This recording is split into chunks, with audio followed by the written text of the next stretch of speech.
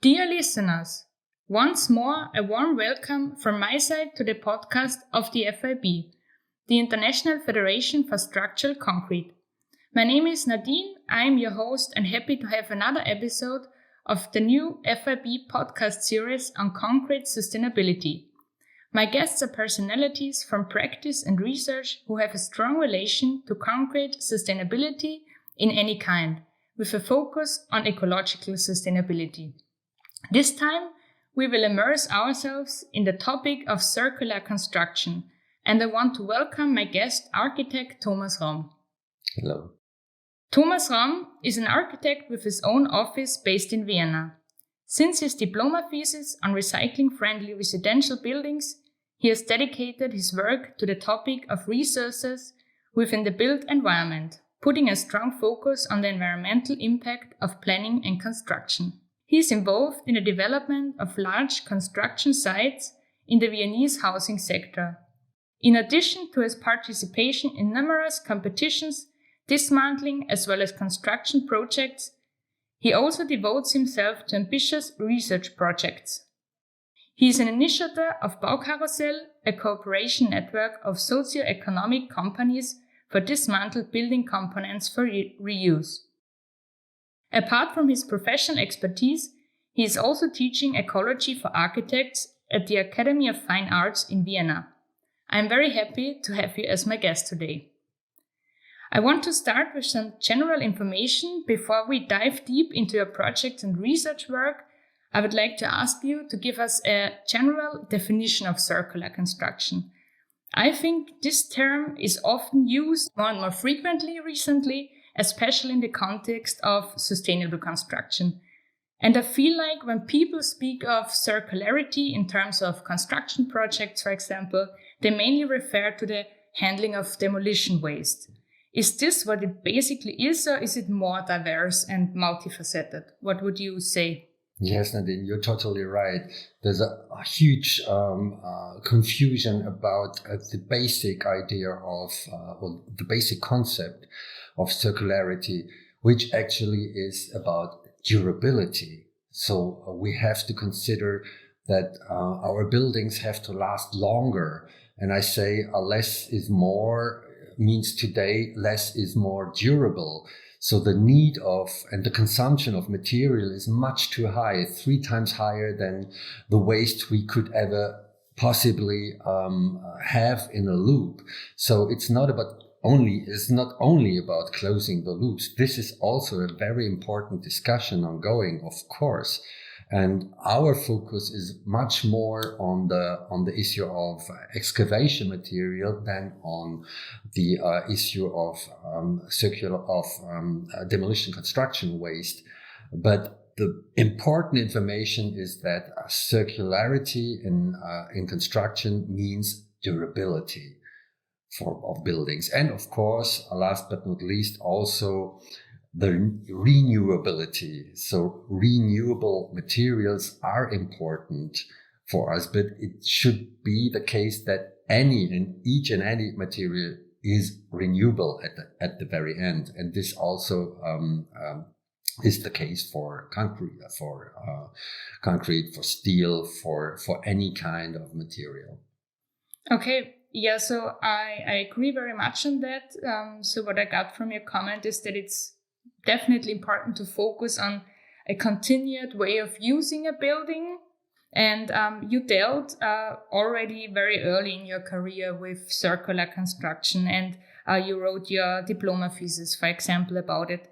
How prominent was the topic back then, actually, and also in comparison to nowadays, where you're more like a pioneer in this field? And what do you think how it will develop in the future? Yeah, very interesting question, because at that time, at the end of the 1990s, circularity was no point at all. We just got started to think about energy in terms of the the energy consumption of a building, but not of, we were not thinking about the energy stored in a building, the gray energy, like it's called today. No, but I would say my interest was triggered also even in my childhood, because my father was also as a technician involved in the dismantling buildings of atomic plants. Mm-hmm. So this was quite obvious that the nuclear plant and the demolition of a nuclear plant costs 10 times more than the construction of the building. So I had a certain sensibility for this issue. And during my studies, I got very much interested in mass flow diagrams, in a question of waste and future waste. And all this led me to the issue of recyclability at that time. But today you would say circularity, because it's not only about recycling, it's also about reuse and renewable resources. And if you look at the future trends, you have an office. Is there more and more contractors also asking, or developers asking for circularity? What is your experience on that? Yes, especially triggered by the crisis, the diverse crises we have. This is an obvious issue, and you're totally right. It's coming now even from the investor side, which is also triggered by, of course, by the Green Deal and by the regulation of taxonomy. No doubt. But on the other hand, technically spoken, it's obvious that we are limited by our resources, and this is well known since quite a long time. Even Buckminster Fuller, at the end of the 1960s, even before the Club of Rome, published about this issue when he wrote the book A Manual for Spaceship Earth. Mm-hmm. So actually, we could have known. We should have known. Yeah. Let's keep our view to the future. What do you say about sustainability as a principle per se? How radical do we actually have to be to achieve the goals that we should achieve to tackle the climate challenges?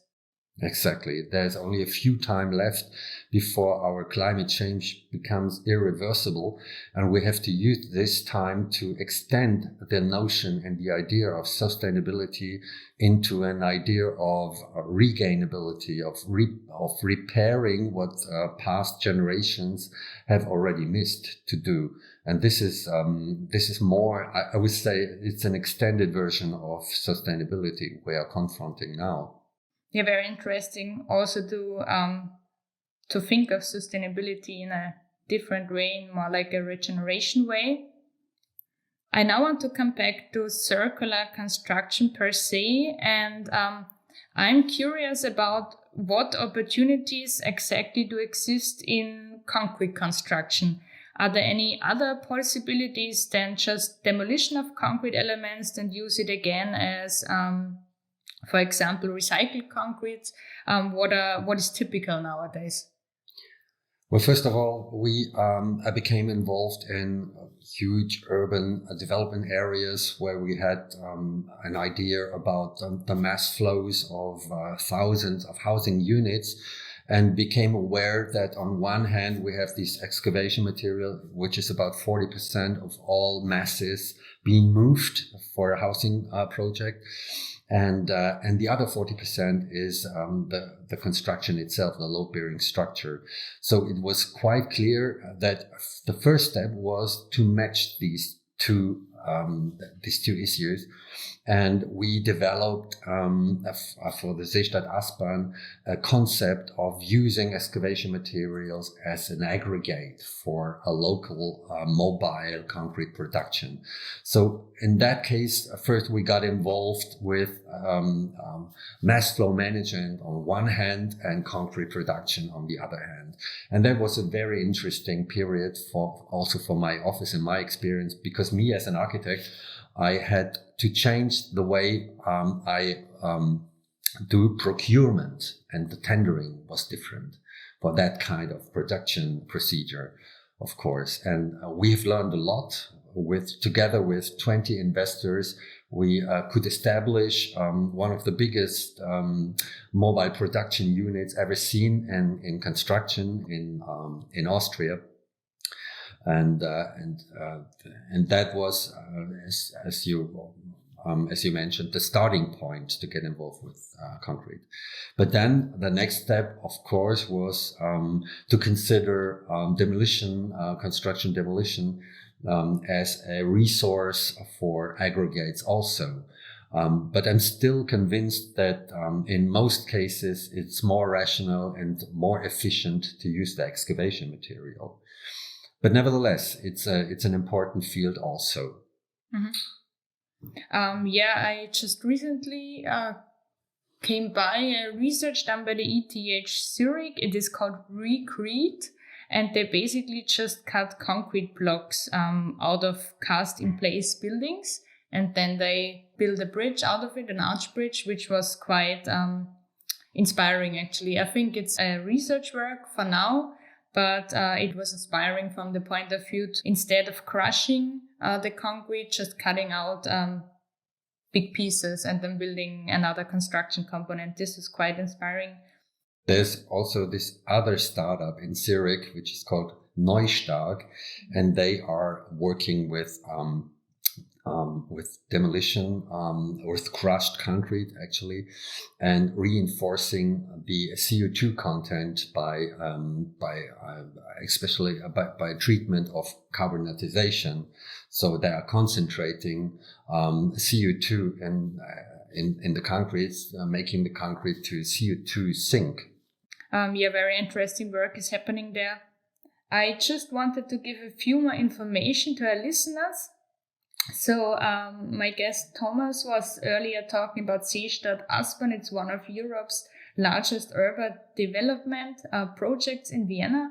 And I wanted to continue with a follow-up question. You were talking about this huge on-site concrete production plant. And I was wondering, what were the biggest challenges there actually? And how could you guarantee the quality of the gravel or aggregate that you used for the concrete production? Did you do core drillings, for example, or did you have a wide range on the quality? How did you solve that? Well, the most interesting point is that we could manage finally to have all kind of concrete produced on site, not just a certain concrete, but every concrete needed was produced on site. So that was a huge facility in the end. And also the capacity of these double units were more than 200 cubic meter an hour. So that really not one lorry with transport concrete came into the site. It was all done on site. So that was the very special thing about it. But the biggest challenge, I would say, was the procurement phase itself, to convince all the investors and their contractors to use this concrete unit without being obliged to. So finally, it turned out that it's not only logic from the ecological side, but it's also logic from the economical side. It has been much less expensive. And that was the convincing argument. Yeah, I hope that more and more showcase example like this one will help convincing all the players of a construction project to pursue circular construction also in future projects. And just a few more numbers for our listeners, and please correct me if I'm wrong there. In Austria, we had, for example, a total waste amount of 70 million tons in 2019. And almost 60% was construction waste, mainly rock and soil generated from new projects. So we can see that it's a huge lever that should be used actually for circular construction. I want to throw in another concept here for circular construction, which is building information modeling. As a way of working together, creating and managing all information of a construction project, it documents new buildings into detail and contains, for example, all the necessary information about materials, masses, properties. it's often mentioned to be a valuable tool for circular construction. What is your experience on that? Positive, negative experiences, opinions?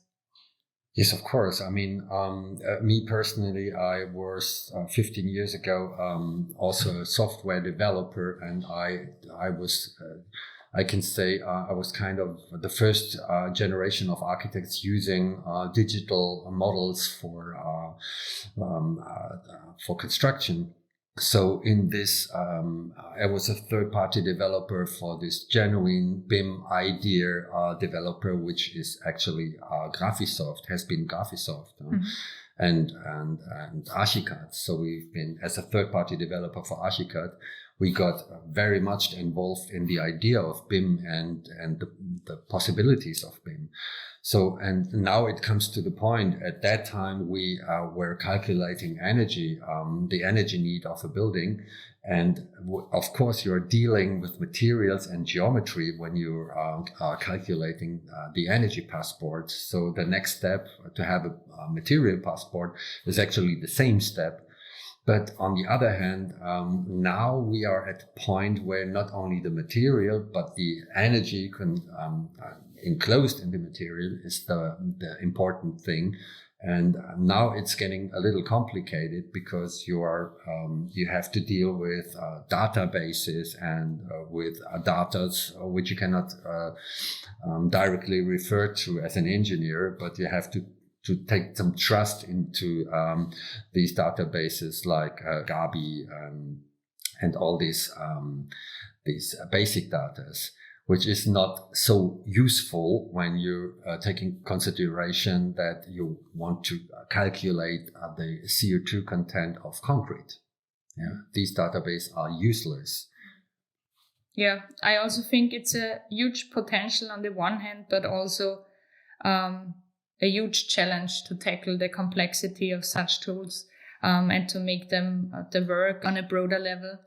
I wanted to continue with some challenges in circular construction in general. If you would ask me, I would say that one of the biggest challenges is probably the logistics that are behind, or the transport, the interim storage. Would you agree with me on that, or are there other challenges that are as equally important? Yes, I would say from my point of view, the variability of the load-bearing structure for a second life and maybe even a third life is much more important than the first step of the construction itself. So the basic issue, the major issue is, from my point of view, that engineers and architects take into account their responsibility toward the future, not only towards the investor on the first hand. So you have to imagine a structure which could be easily adapted and maybe even dismantled, and a structure which can grow without storing very much material, but just with the intelligence of adapting the structure. And this is a thing which has not been seen yet in education, I would say. And the most common example for this idea is to have a dimension of a wooden construction done by the load of fire. And later on, you can easily adapt this primary construction by adding cladding for fire safety. So the load-bearing capacity is not enclosed in the material, it's not redundant, but it's possible to keep on dealing with the construction without having the necessity to demolish it. Mm-hmm. So if I may repeat on that, actually the architects or the developers have a huge responsibility to ensure the reusability of a building, you would say. And because you mentioned education, from my point of view, I studied civil engineering, but I also had friends who studied architecture, for example, and we also had one project together. And as far as I learned, you are right.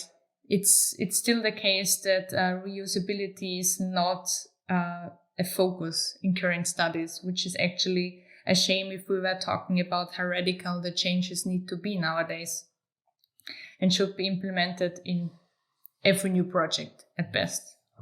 Let me add that from my point of view, the reusability in teaching is also in a way misleading, because it's not about reusing old building components endlessly, but it's more about designing a load-bearing structure which could be reused very often at the same place where it stands, without having to move it. And this makes a huge difference, because it's easy to tell someone, okay, you have to reuse old building components and even load-bearing components.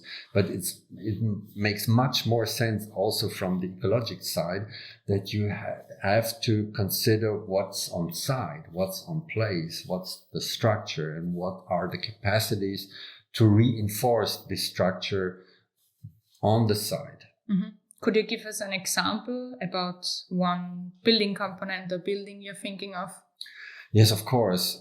It's a very common situation that retailers in the inner city are not more making sense, with online shopping. And now the situation after COVID, after all these components, we have a lot of retailers being teared down and demolished, which is absolutely a bad thing to do, because they have huge reserves and huge capacities to build on. You have practically the double volume to your disposability when you use the old structure, for example, for an office purpose. Mm-hmm. And for housing, it's even 3 times more volume by these load-bearing capacities these old buildings have. Yeah, I think this makes absolutely sense. Because we were talking about components which do not move. I personally am very interested in components that can be moved, in detailed prefabricated concrete elements, because I'm doing research on optimized mass-reduced concrete girders, and we often think of very fast mounting and demounting connections. Is this a thing nowadays already, or do you see potential in such structural components?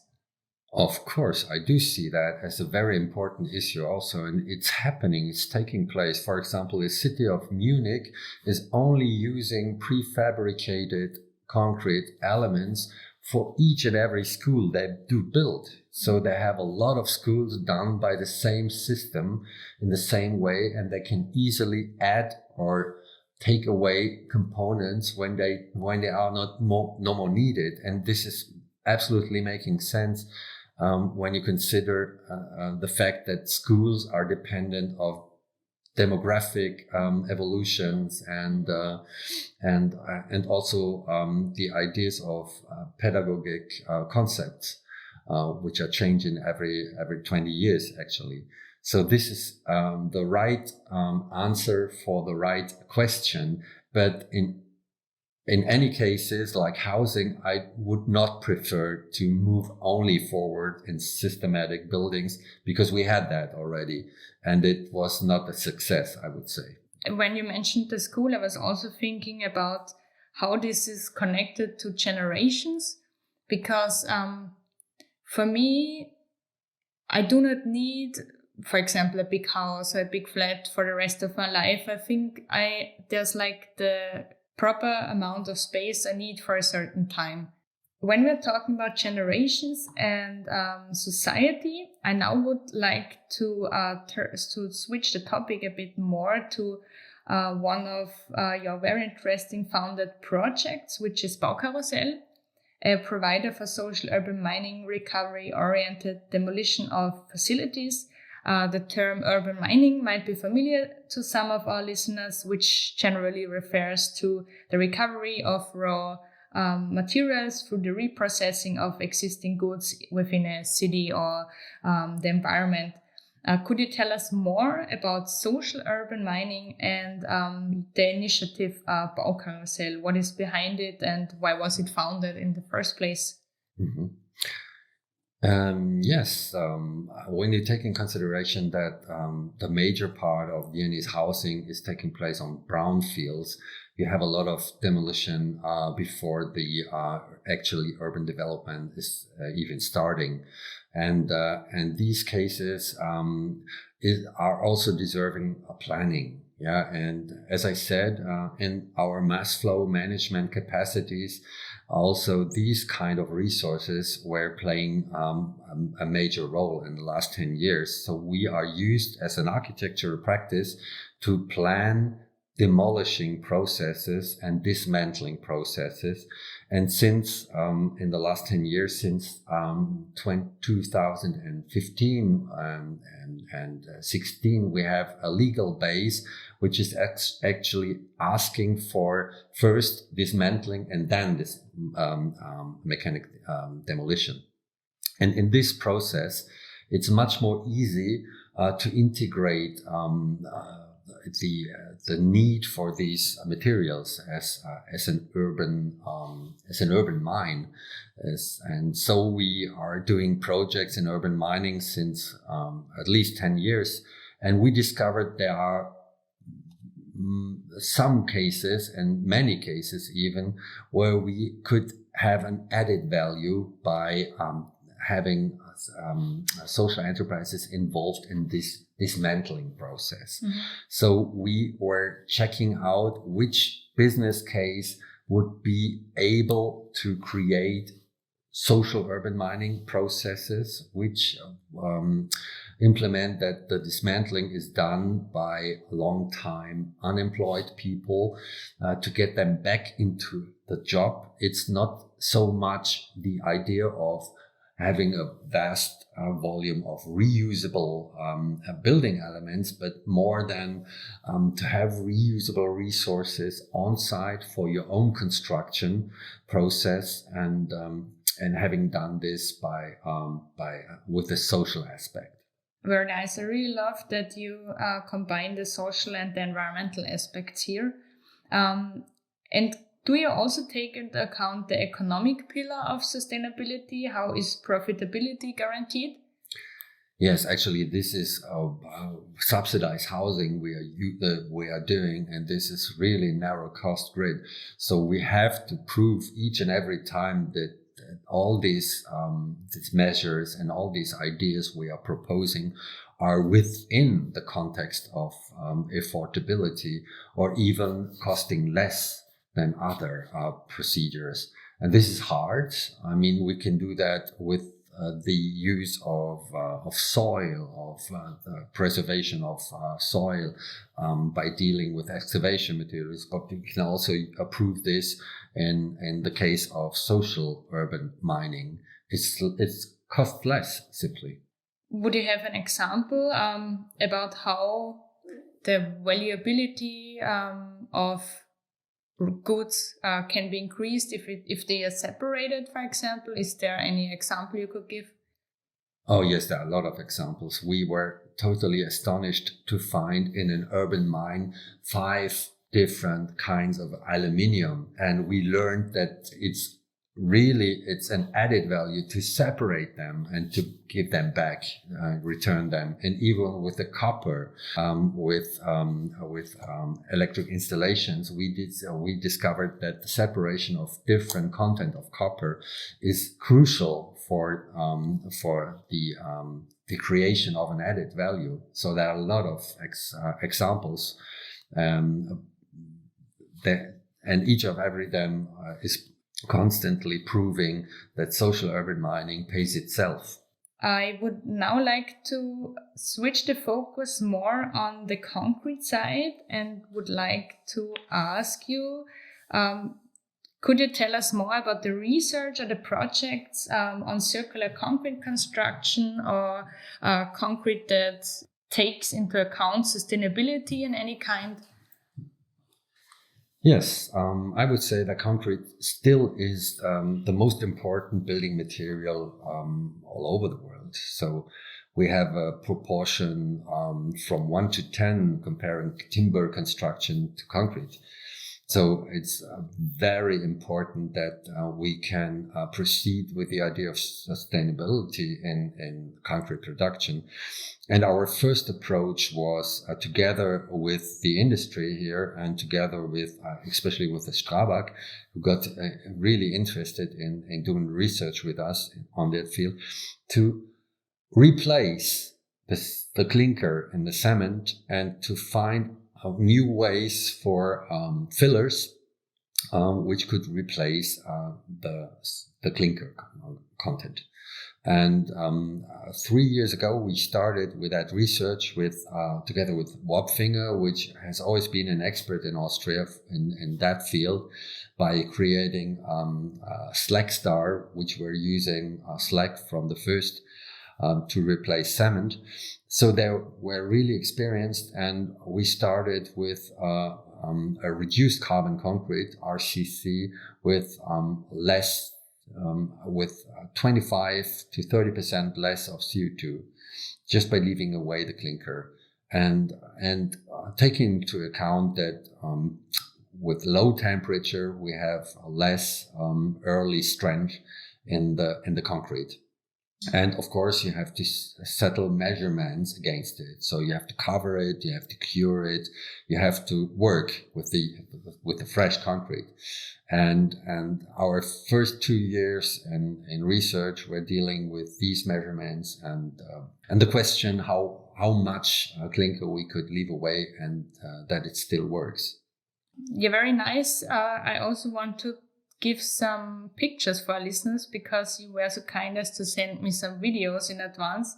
And the first one showed the phase of concreting of a wall element, and the second video showed a number of several finished wall elements, and they differed according to their color, mainly because one were like kind of blackish, which was probably related to the slag, I guess, that you mentioned.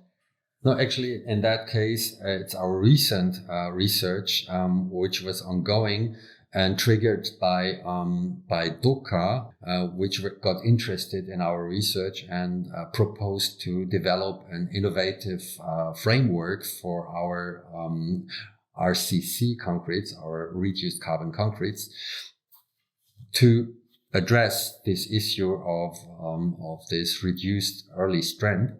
And the capacities of frameworks are really important in that early strength phase, because it's happening in the framework. So with that purpose, we got involved also in a radical reduction of CO2 content, nearly to zero, by using biochar as a filler, to have carbon capturing also implemented in concrete. And this is why it's black. Could you give us more details, maybe, if possible, on this innovative framework? Why was it innovative? Because actually they are experimenting with a heated framework. Mm-hmm. Well, you have to admit, of course, that this is existing already. But in that case, with their technology of concrete mode, monitoring the temperature in the fresh concrete, it's very innovative to have a heated framework in combination. I was also going through the one of the first reports on this carbon reduced concrete. And I was wondering, because there very often the term performance concrete or climate neutral concrete was mentioned. Could you give our listeners more insight into the term of performance concrete? The most important issue for an investor is, of course, the fact that the building is designed on standard rules and fulfills any kind of a standard. So on one hand, to have a concept for labcrete in the laboratory is nice, but to bring it into reality, you have to have a real creed. So you have to also to develop these standards, making it possible to leave away a certain amount of clinker and of cement in your recipes. So at the same time we were starting our research on these issues, we had most of our colleagues were part of this committee thinking about the concept of equivalent performance.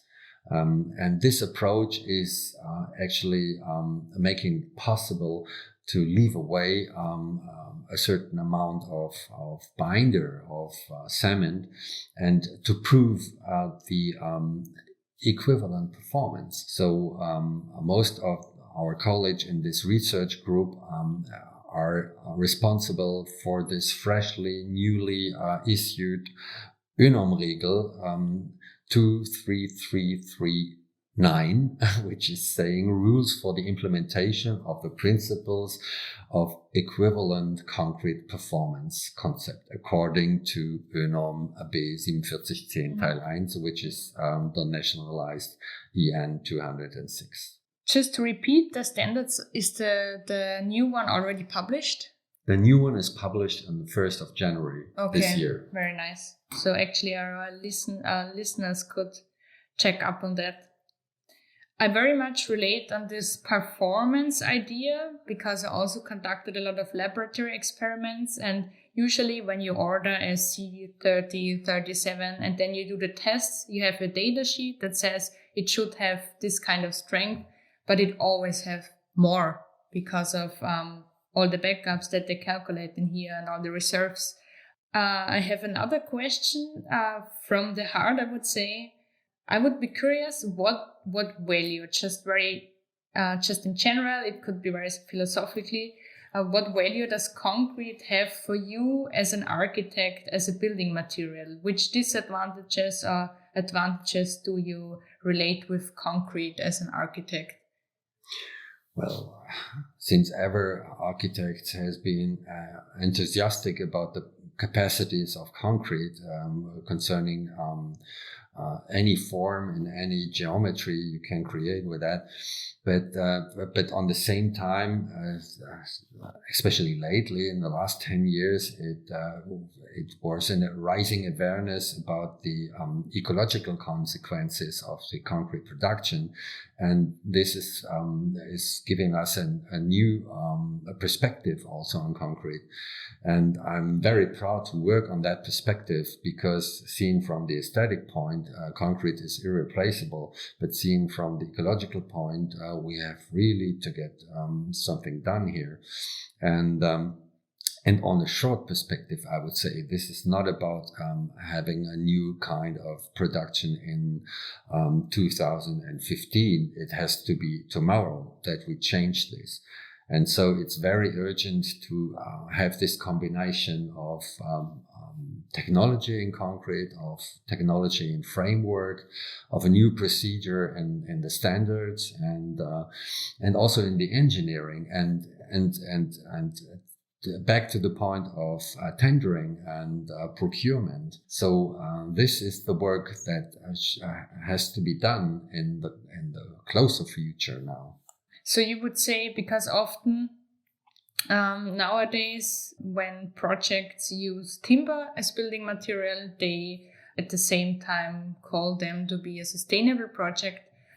Would you say this is the case, or would you also say no, concrete is a valuable building material in comparison? Yes, we're doing also a lot of research on the circularity of timber. And that's an issue which is has not often been addressed in the recent past. But I don't see that congruence. I just see the proportion of the use, and I would say for now that, and globally seeing, we have at least 30% of illegal merchandised timber. Yeah, this is an important fact to be aware of.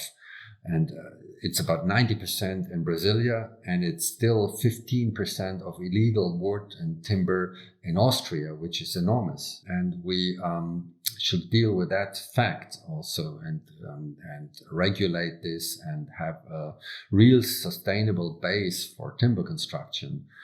But on the other hand, as I said before, the need of material is far beyond the capacities of timber construction. So we have to concentrate on both sustainability on timber construction, sustainability on concrete construction. This is not a competition. This is a basic need for humanity, I would say. I really like your comment on this issue. I also think that a resource-sensible planning and construction is important to tackle the global climate challenges. I'm now very curious because you were telling me about one of your latest projects, which is a sport arena, if I remember it correctly. And you were also talking about, for example, dynamic environmental product declarations. I would be very curious, and I also think my listeners to get more insight into that. Yes, right. We have did the demolition of the old Feredusica Stadion in Vienna, one of the greatest indoor stadiums for cycling, and during that phase, the procurement of the new stadium done by Karl Bremhorst Architekten was on its way, and we were invited to bring in our ideas of RCC, of reduced carbon concrete, and actually was the first step into a procurement procedure of a new concrete or new kind of concrete.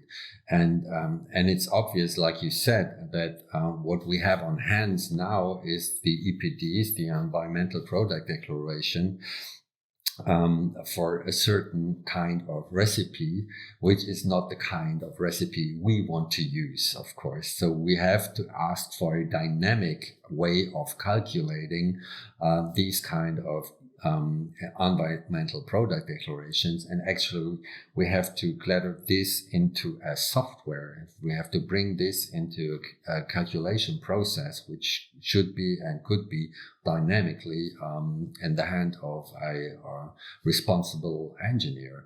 And this is making sense, and not the other way around, to create a database based on one recipe with one CO2 content, which is actually not the case, and should not be anymore the case in the closer future. Yeah, in my first year of research, I was also doing a lot of work on environmental product declarations, on carbon reinforcement, non-metallic reinforcement, and all. And I thought these are very valuable tools to gain insight into the environmental aspects of construction components. I think also because we know that there are different stages of new building construction components: the design phase, the planning, production, use, demolition, the recycling phase. And I think it could be quite a challenge to implement environmental data into a software because the quality differs. Would you say it's important to focus on the production phase of a material and on the recycling phase because the use phase can change? Or what would you focus on? Yes, as you said already, the environmental product declaration gives you a hint where you have to look on. When you look at the EPDs of concrete, you see that at least 90% is due to clinker in the concrete. So there's not the same level of attention should be paid to the aggregates or the transportation, but it's still important. And as I said, it's a way to economize a certain amount of emissions of transportation, of course, when you have another approach. But you don't have to forget that 90% is done when you address the major issue, which is the production of cement. I would have one last question for you, but I wanted to ask you first, are there any best practice examples you did with your office you want to tell me more about? Well, that's of course that's the case, but there are some ongoing competitions, so I can tell you not everything which is in my head, but I want to mention what's in your surrounding here in this room, which is an important competition done together with Bernd Fly and Lina Strerowitz on an urban scale to address the issue of of a perfect balanced urban development, which is completely aware of using 100% of all excavation materials to use it for concrete purpose, of no transportation, of no waste at all, of an unsealed urban area, 100% unsealed urban area, though you are creating at least 2,500 housing units. So you have to address a variety of issues, and this could only be done on an urban scale. So it's not the architect later on, but it's the urbanist who implements circularity and the urban environment. But this is a new building project, right? That was a competition for 2,500 housing units in Vienna, and this is actually very often the case. Yeah. No, it's very nice to see all those colorful flyers and to get more insight in the project. And I'm also very happy that you say there are so many in your head, because it seems like circularity is gaining more updraft, which is very nice. And now I come to my final question. As you know, this is the FIB podcast of the Young Members Group. And I would like to ask you, what's one thing you wish you had known when you began your career? Which advice would you give young architects and civil engineers who really want to pursue a career like yours and also want to dedicate their work to circular construction? Which advice would you give them? Well, actually, I have to admit, I was always aware of the need of sustainability, but it's not long ago when I met Helga Kromp-Kolb, the famous researcher in climate change, that I realized that we have such a few time left to the irreversibility of climate change, and this is what I didn't know 15 years before, and I should have known this, because this is really an issue addressing especially your generation and caused by my generation in a way.